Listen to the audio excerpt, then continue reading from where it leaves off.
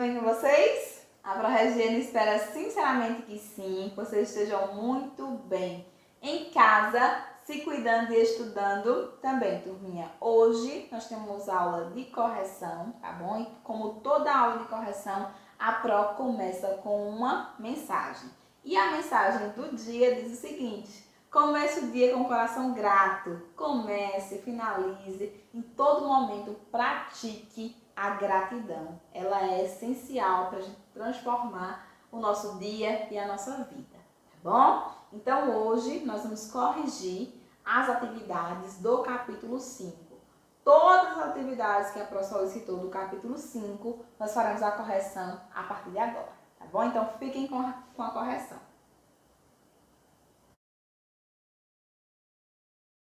Então, bora lá. Primeira pergunta vai estar na página 105 e diz o seguinte, tá bom? Antes da reforma protestante, vários movimentos surgiram, com críticas direcionadas à Igreja Católica. Sobre isso, responda as questões abaixo. Quem eram os hereges? Então, aqui a gente tem que fazer essa definição. Eram considerados hereges as pessoas que não seguiam os preceitos e a ideologia cristã da Igreja Católica, tá bom? Então, quem não seguia esses preceitos já entravam aí na listazinha dos hereges, tá bom, turminha? Em outras palavras, quem não seguisse os dogmas católicos eram considerados um traidor da igreja. Então, a resposta, eu acho que vocês colocaram, Eu lembro de algumas paginazinhas que foram enviadas para a minha pessoa e estavam dentro desse processo aqui, de resposta. Quais são, e quais foram as principais críticas feitas, pelos hereges à Igreja Católica? Eles tinham várias, mas eu falei para vocês, inclusive, quando eu solicitei essa atividade, que vocês poderiam citar as principais. E aí, as principais críticas dos hereges, contra a Igreja Católica se baseavam nas acusações de corrupção, cobrança de dízimos pesados e das indulgências, que eram aí fazer a venda de cargos, da igreja, de cargos da igreja. Então eles vendiam e também vendiam a questão aí de objetos que eles diziam que eram sagrados, como a toalhinha, do suor, com o suor de Jesus e tudo mais. Lembram? Então corrijam aí para poder ficar 100%. Depois ele fala, na segunda questão ele fala assim: 3 pensadores foram decisivos para a ruptura da reforma protestante, acontecesse, para que essa ruptura acontecesse, como Martinho Lutero. Escreva sobre eles abaixo. Primeiro, ele vai dizer Pedro Valdo. Então, turminha, aqui só para vocês colocarem aí as principais características de cada um. Pedro Valdo, ele vai colocar assim: era um rico comerciante francês, lembra que eu falei para vocês? E a característica que marcou ele foi que ele foi responsável por traduzir a Bíblia. Então, uma característica que era muito importante, vocês têm que lembrar, é que, nesse momento da história, a Bíblia ela não era traduzida para todos os idiomas, Então, era só o latim. Quem dominava, quem sabia o latim, fazia a leitura e repassava para a população em geral. Então, havia muitas interpretações que não eram tão consideradas, que a pessoa não colocava muito. Então, ele fez o quê? Vou traduzir aí do latim para o francês. E as pessoas vão ler de fato as escrituras, vão saber o que tem ali de fato. Não só receber aí essas informações. Então, renunciou todas as suas riquezas em favor dos pobres, como forma de criticar aí a Igreja Católica. Esses são os principais pontos, de Pedro Valdo. João, ele já vai ter uma outra visão, também parecida, mas já com viés diferentes, Inglês, considerado um dos primeiros a enfrentar a Igreja Católica, tendo sido, de fato, um pré-reformador, tá bom? Então, ele vai ser um dos primeiros, aí, antes, inclusive, de Martinho Lutero, tá bom? E nas suas bases ideológicas, defendia que a Igreja Católica deveria fazer voto de pobreza. Não deveria ter aquela riqueza toda, mas sim, ter um voto aí, fazer esse voto de pobreza. Respeitavam o Evangelho, e aqui os preceitos, de Jesus. também deveria ser um dos pontos, né, defendido por eles. E Jean, né, ele foi criador de um dos movimentos aqui, né, pré-reformador também, e ele dizia assim, exigia da Igreja Católica que seguisse fielmente, né, os seus preceitos, não criando nem desvirtuando o que realmente era interessante. Criticava a vida de luxo, né, do clero, ou seja, o clero era quem? A igreja. Também criticava a corrupção dessa igreja, tá bom? Então, aqui vão ser as contribuições desses três pensadores, né, pré-reformadores. Aí a gente pode colocar assim. Na próxima questão, ele vai dizer assim, ó, cite e explique os três principais motivos que levaram à reforma protestante. E aí ele vai dizer três, né? Então a gente vai se atentar a esse detalhe. Dentre os motivos principais que fizeram surgir essa reforma, a gente pode destacar o quê? Né? A questão do ato, né, do constante ato de privilégios e luxo do clero, que foi um dos pontos aí, né, minha gente, pra gente ter esse processo de reforma. Vocês têm que lembrar do que a gente trabalhou, tá bom? Para poder ficar mais fácil aí. E vão observando aí a correção.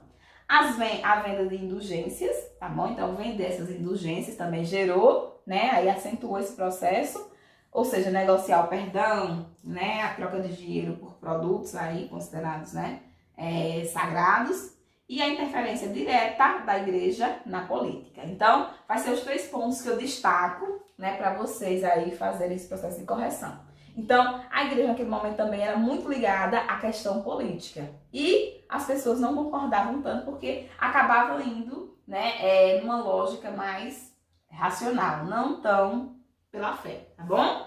E aí, na quarta questão ele diz assim, ó, dentro da Igreja Católica, duas concepções elaboradas, né, por dois eclesiastes, né, em épocas diferentes, eram bastante aceitas e discutidas. Comente as ideias de São Tomé de Aquino, né, na letra A, e na letra B diz assim, de Santo Agostinho. Então, vamos ver o que eles contribuíram aí, né? Já em momentos distintos. Então, vai dizer assim, ó, defendia que só, né, a aproximação dos dogmas católicos e o livre arbítrio poderia ser o ponto aí central dessa igreja, tá bom? Crescendo assim e fortalecendo essa igreja católica. Quando se desvirtuava disso, estava errado, né? Tinha como intuito, né, de reafirmar a aproximação desses dogmas aí, né, e entendia que a ciência teria a obrigação de provar a existência de Deus. Então, isso aqui era São Tomé de Aquino que colocava essas informações aí, esses pensamentos, tá bom, turminha? E aí Santo Agostinho dizia assim, defendia, né, a predestinação e a fé como forma de alcançar a salvação. Era um dos pontos aí importantes. Influenciou, né, os reformadores protestantes, ele é que influenciou mesmo, e suas ideias foram bastante, né, discutidas aí entre os renascentistas também, tá bom, turminha? E aí buscou esse resgate aí da cultura greco-romana. Então, os pontos centrais desses dois pensadores aí, né, eclesiastes. Então, vamos aí para a próxima página. Aqui vai ser a página 111, tá bom? E aí ele vai dizer assim, ó, dentro do pensamento, ele vai colocar uma frase, né, bem de efeito, que era bem utilizada de Martinho Lutero, e ele vai dizer assim, refletindo sobre a citação de Martinho Lutero, né, que enfoca o papel do homem diante de sua fé, comente sobre o luteranismo e suas principais bases teóricas, tá bom? E aí ele quer que você faça o quê? Comente sobre esse movimento aí. Ele vai dizer assim, ó, o luteranismo foi um conjunto de ideias e doutrinas, lembram? Criadas por Martinho Lutero, tá bom? Tendo como base o cristianismo. Então, ele pegou as ideias católicas, né, cristã católica, e com base nelas, né, reformulou. Pensou em algumas coisas que deveriam ser modificadas. Então, a ideia é basicamente essa. Criticava as práticas da igreja, né, que julgavam corruptas, tá bom? E aí, suas bases foram a salvação pela fé, a liberdade de culto e de consciência individual, a condenação da venda de indulgências, tá bom? Por parte da Igreja Católica. Pontos aí centrais que vocês têm que observar e registrar. Além de observar, registra também, tá bom? Depois ele vai dizer assim, ó, vários setores da sociedade, né? E aí ele vai dizer assim, a sociedade europeia recebia de formas diferentes as bases ideológicas do luteranismo. Comente o posicionamento adotado pelas classes sociais a seguir: burguesia, nobreza e os camponeses. O que cada um, como cada um recebia as ideias de Lutero? Primeiro, a burguesia.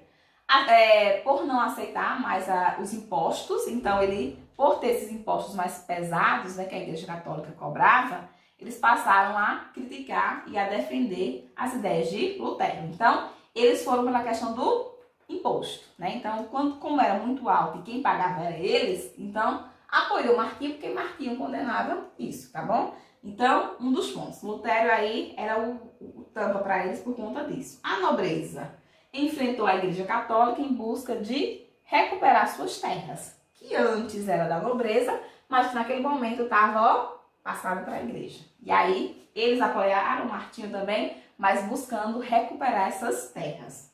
Os camponeses, né, era uma classe social bastante explorada, né, durante o feudalismo, e aí eles também apoiaram nessas ideias de Martinho. Por quê? Porque viria, né, da Igreja, né, e a ideia aqui de Lutero, que eles receberiam terras, né, fariam uma forma mais de distribuição, já que os bens da Igreja deveriam ir para os pobres, né, de acordo com o que Lutero colocava aqui.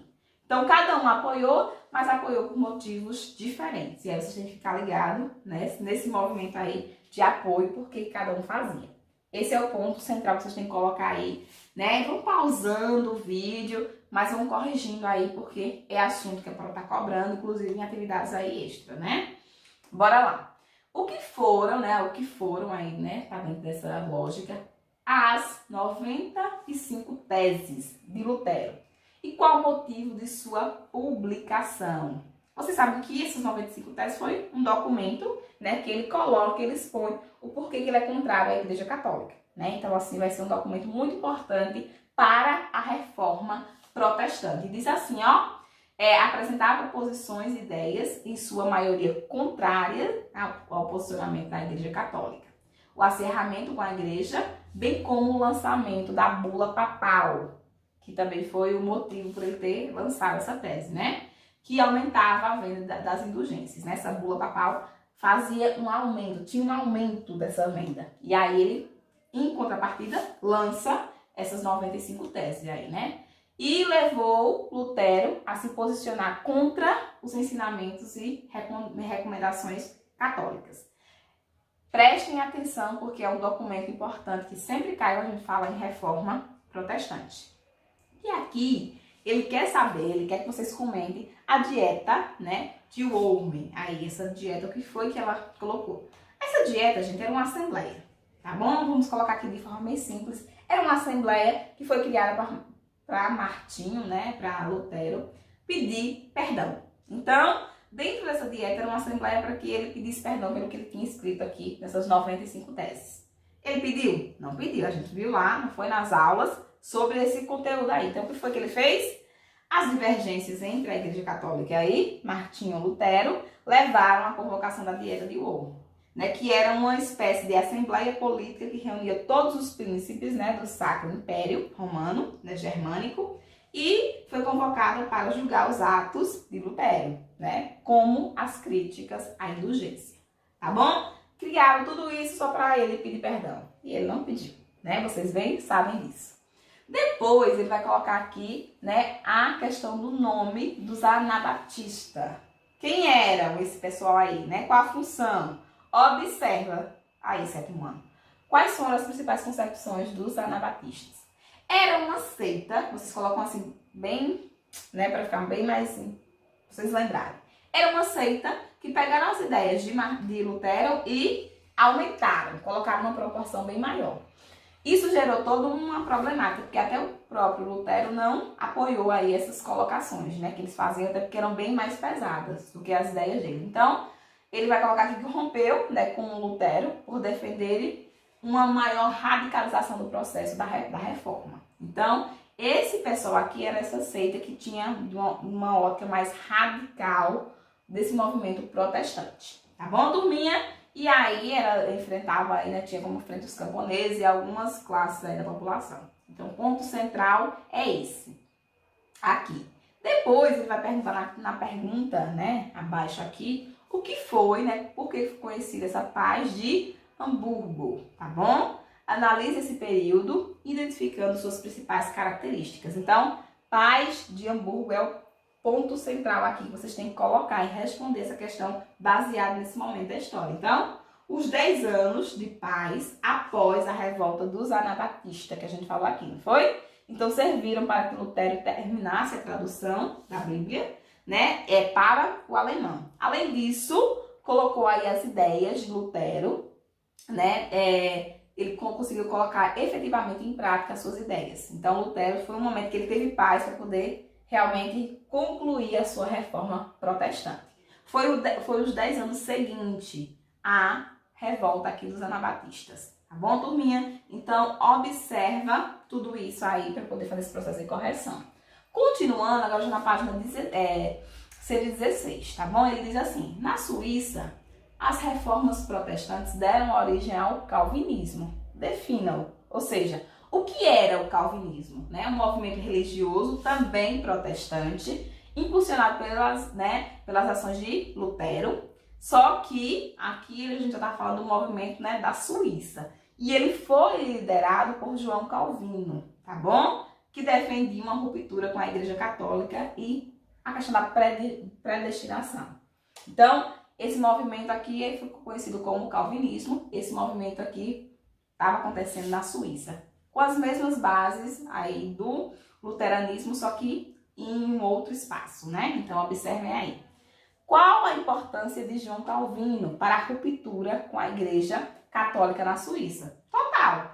Ele que faz essa ruptura aí, né? Então, ele que ajuda e consegue aí fazer esse processo, ó, de cortar as relações. Então, João Calvino, além de difundir as ideias protestantes baseadas nas concepções de Lutero, teve grande habilidade política de liderança, né? Para poder conduzir esse momento que tomou o poder e criou uma assembleia para a condução aqui política desse movimento, tá bom? E aí ele recebeu essa questão aí, né, de um título para fazer esse processo aí de reforma dessa igreja, né, desse olhar da Igreja Católica sobre o cristianismo. Tá bom, turminha? Então, observe aí que ele foi um grande líder desse movimento protestante na Suíça.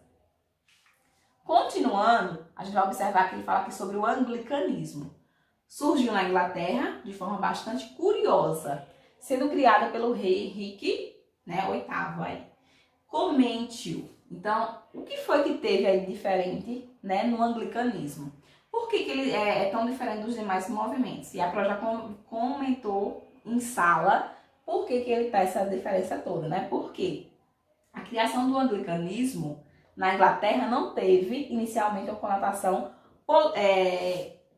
não teve uma conotação aqui, gente, voltada para a questão religiosa, mas sim política, né? Porque foi aí um resultado de uma vontade do rei. Então, esse movimento anglicanista ele nasceu por conta do rei, que, né, queria se separar, e a Igreja Católica não permitia isso. Então ele disse, bom, então eu vou criar agora a minha própria religião, e aí vai dar certo. E aí ele cria um anglicanismo, tá bom? Então, por uma vontade individual e pessoal do rei, né, que tentava se separar da rainha Catarina de Aragão, e aí teve seus planos frustrados aqui, né, pela Igreja Católica, por essa negação. Então ele funda a sua própria igreja. Esse é o processo aqui. O que foi o ato de supremacia? Após uma tentativa, né, de submeter a Igreja Católica, né, na Inglaterra, que foi, né, não aconteceu aí, né, então teve esse problema, o rei Henrique VIII instituiu o ato de supremacia, que, né, determinava como chefe da Igreja Anglicana. Além de ser o rei, ele também era o chefe dessa outra que forma de igreja. A última pergunta diz assim, ó, a Igreja Católica elaborou um conjunto de medidas que visavam conter o crescimento da reforma protestante. Explique essas medidas, ou seja, a Igreja Católica não ficou, ó, parada, né, de braços cruzados, vendo esse movimento todinho aí contra ela. Ele também cria algumas medidas, a gente conhece esse movimento aqui como contra-reforma. E as medidas, né, foram essas, principais. a reorganização do tribunal, né, do Santo Ofício, primeiro delas, né, queria julgar e punir quem era, né, quem ia de encontro a essa Igreja Católica. Muitos foram condenados, inclusive à morte, tá bom? É um dos pontos aqui que ele organizou. Também, né, fez essa questão aqui dos dogmas, do reforço aos dogmas católicos, tá bom? Defendendo a manutenção dos sacrifícios, né, do sacramento aí religioso, né? Então, religioso. Dessa igreja também, tá bom? Além disso, né, colocou uma série aqui de medidas, e uma dessas foi criar uma lista de livros que eram proibidos, ou seja, um index, tá bom? Então, criou tudo isso para poder defender a Igreja Católica. Aqui, lógico que inclusive no livro tem a listazinha completa, turminha, mas vai citar só algumas para não ficar tão extensa as suas respostas e você não conseguir acompanhar, tá bom? Essas foram as principais. Criar uma listazinha com livros que era proibido, tá bom? Reforçar os dogmas e também ter punições, né, mais severas para quem era contra, tá bom? Então aqui a gente finaliza a nossa correção aqui, né, desse capítulo, de todas as atividades desse capítulo, como a Pro sempre faz, né, corrige tudo, né, em uma aula só. Vão pausando e vão organizando aí essa correção a partir desse vídeo, tá bom? Fiquem com Deus e até o nosso próximo encontro.